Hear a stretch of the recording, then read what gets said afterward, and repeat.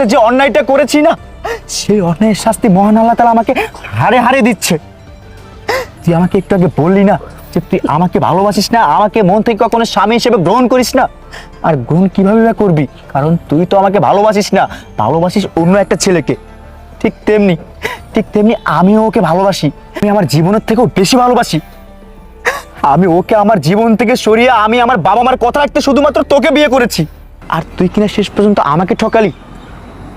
আরে তুই তো আমাকে ঠকাসনি, মহান আল্লাহ তাআলা আমাকে শাস্তি দিয়েছে, কারণ আমি ওর সাথে যে অন্যায়টা করেছি না, এই অন্যায়ের শাস্তি হিসাবে আমার এটা পাওয়ারই যোগ্য ছিল।